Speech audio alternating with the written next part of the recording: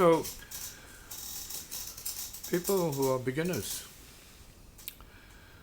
come to terms with the fact that there is time, that is the field, right? Because everything in the universe is under the government of time.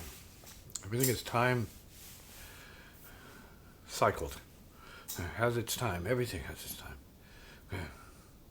Beginnings, middles, endings, right?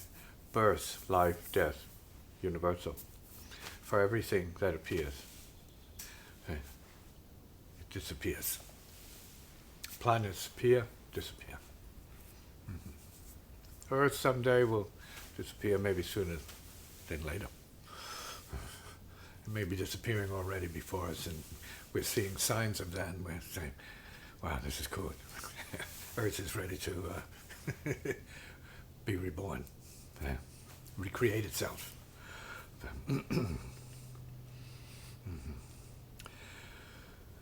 But, more importantly,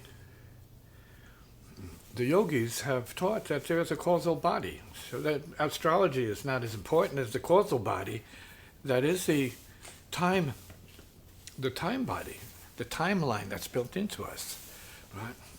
Time past, now, time future. Yeah. So we can know time without astrology, obviously. We know time without it. Could be useful to use astrology for that. Because a lot of us are not scientists in the same way that astronomers and astrologers have been, and the logarithmic, books that were established by the astronomers or the stargazers to give everyone who's interested in such a science a basis for calculations. All of that was set up by very astute and observant scientists. Good-intentioned people that felt it was important to know these things in terms of where the planets are, how fast they're moving, all the physics involved in that. Good for information, great. It's good to know what planets are going to crash into us. It's good to know what's happened in the past. So all of this serves a higher purpose. And you have diligent scientists looking for possible collision, let's say, in terms of future events that are scheduled, they feel, with certain potential meteors coming in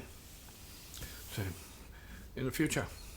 Some were scheduled to hit or had close calls with a certain planetary debris coming in.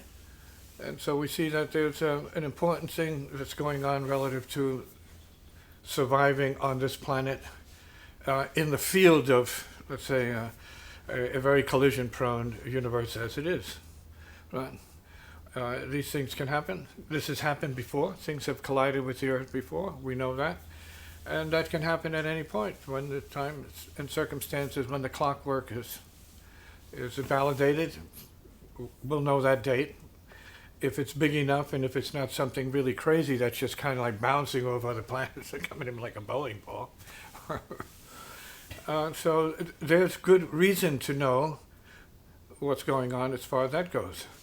And I think at this much smaller level, in terms of the individual, there's a way of knowing why we collide relative to relations or situations.